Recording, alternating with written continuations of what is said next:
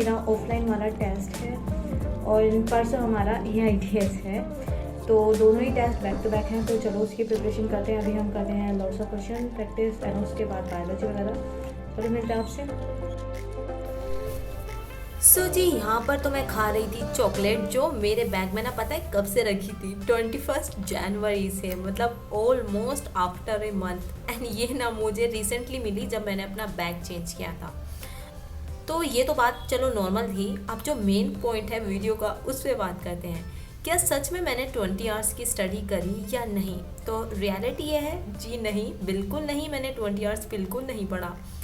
भाई 20 आवर्स अगर मैं पढ़ती तो फिर मैं सोती कब? एंड सोने के साथ साथ और भी बहुत काम होते हैं जो सबको पता होते हैं। ऐसा तो नहीं कि मैं सोते सोते ही सारे काम कर लूँगी, नहीं, ऐसा नहीं हो सकता।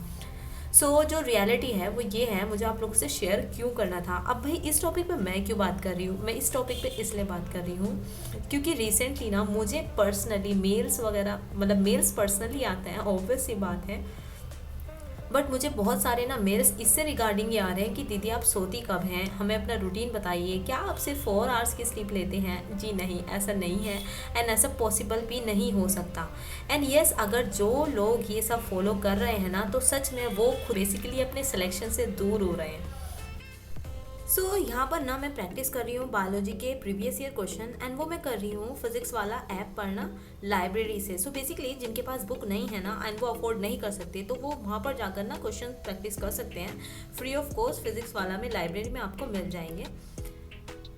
मैं बात जो कर रही थी वो ये कर रही थी कि क्यों अपने सिलेक्शन पे लात मार रहे हैं। वो रीज़न ये है, मैंने ना किसी की स्टोरी भी सुनी थी एंड आई थिंक वो मतलब JEE एस्पिरेंट थे, बेसिकली इंजीनियरिंग के लिए IIT या जो भी इसकी प्रिपरेशन कर रहे थे। एंड उन्होंने ना अपना स्लीपिंग शेड्यूल यही बनाया हुआ था कि वो मिनिमम मतलब मैक्सिमम 3 से 4 आवर की स्लीप ले रहे थे। बहुत अच्छे से प्रिपरेशन थी, बट एग्जामिनेशन सेंटर में जाकर उनका माइंड ने काम करना बंद कर दिया। क्यों? क्योंकि वो इतना एग्जॉस्ट कर चुके थे खुद को। तो ये पॉइंट मैं आप लोगों से यहाँ पर क्यों बता रही हूँ? मैं इसलिए बता रही हूँ क्योंकि मैं भी ये चीज़ कर चुकी हूँ कि मतलब खुद को इतना ज़्यादा मतलब पुश करना ये सही नहीं होता। आपकी जितनी कैपेसिटी है ना उसके अकॉर्डिंग पढ़ो। एक तो सबसे बड़ी बात पता है क्या होती है कि जो फ्रेशर है उनको लगता है कि हाँ ये जो कर रहे हैं हमें ये करना चाहिए, तभी जाकर हमारा सिलेक्शन होगा। एंड जो ड्रॉपर होता है ना उसको हमेशा चीज़ें ना नेगेटिव ही लगती हैं कि इतना करके भी हमारा सिलेक्शन नहीं होगा, हमें और ज़्यादा करना चाहिए। मैंने कंप्लीट कर लिए अपने PYQs एंड अब मैं करूँगी PYQs के बाद जो मेरे टेस्ट पेपर है ना। बेसिकली मेरे ये टेस्ट पेपर हैं जो मैंने दिए थे वहाँ पर, और इन्हीं टेस्ट को मैं अब सॉल्व करूँगी और फिर उसके बाद हम फर्दर स्टडीज़ करेंगे। और जी टाइम जो हो रहा है ना, वो टाइम हमारा हो रहा है, let me show you what's the time. हमारा 3:30 ऑलमोस्ट। वैसे जैसे आप ना टेस्ट दें, जैसे किसी भी कोचिंग का आप टेस्ट दे रहे हैं ना, तो उससे पहले के टेस्ट को ज़रूर से रिवाइज किया करो, क्योंकि ये होता है कि उससे रिलेटेड कॉन्सेप्ट हमारा रिपीट भी हो जाता है, इन्हीं टेस्ट में नहीं, हमारा एग्जाम में भी। तो हर टेस्ट को ना रिवाइज से ज़रूर से किया करो।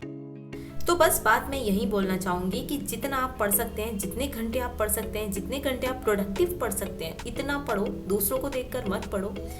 और पता है ये जो स्टडी व्लॉग आते हैं ना, ये 10 से 15 मिनट के आते हैं। आपको क्या दिखाया जा रहा है आपको नहीं पता कि रियलिटी में इतना ही पढ़ा जा रहा है या फिर इससे ज़्यादा भी पढ़ा जा रहा है, या फिर जितना दिखाया जा रहा है क्या वो सिर्फ दिखावा है, कुछ नहीं पता है।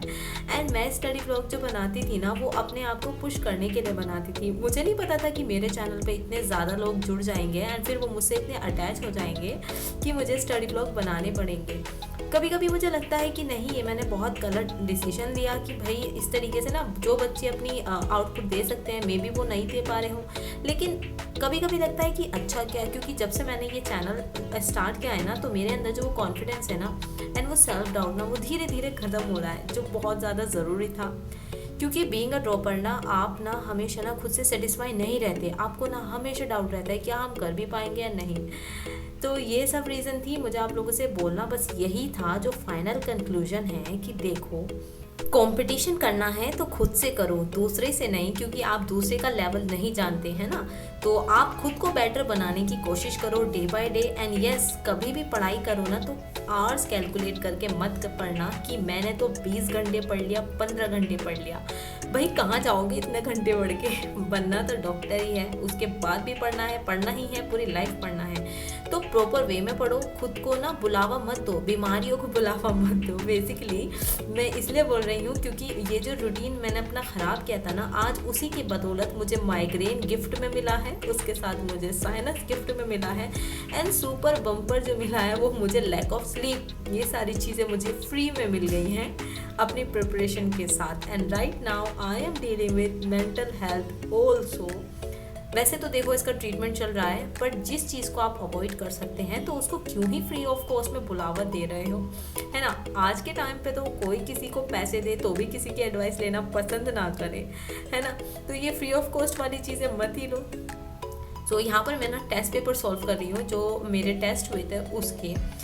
चलो तो जाते जाते आपको इम्पोर्टेंट बात भी बताती जाती हूँ, थोड़ी सी आप लोगों के काम भी आएगी। वो काम ये आएगी, जैसे आप लोगों ने PDF फॉर्म में टेस्ट दिए होंगे या ऑफलाइन टेस्ट दिए होंगे, तो उनका ना एक काम करो, अलग से रजिस्टर मत बनाना।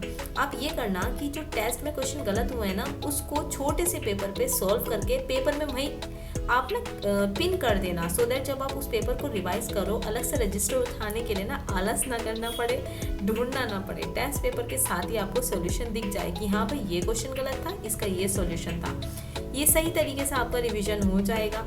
बाकी आपकी मर्जी, आप जैसे करना चाहें। मैंने तो ये बात थी कि आप लोगों से शेयर करनी थी कि किस तरीके से मैं अपने पेपर को एनालाइज करती हूँ। फाइनली ये स्टडी ब्लॉग हम यही एंड करते हैं। वैसे ऑलमोस्ट मेरी प्रिपरेशन हो गई है कल के टेस्ट की, बट अभी ये जो बायोलॉजी के पेपर हैं मुझे ये रिवाइज करने हैं कल के लिए। एंड ऑल्सो कि देखो, being a multiple time topper, इस तरीके से मैं हिम्मत ला रही हूँ, ये कोई छोटी बात नहीं होती। बट हाँ, अगर मुझे देख के आप में से किसी को थोड़ी बहुत भी मोटिवेशन मिली है ना पढ़ने की, तो मेरे लिए बहुत बड़ी बात है। चलो भाई, bye, see you in my next vlog.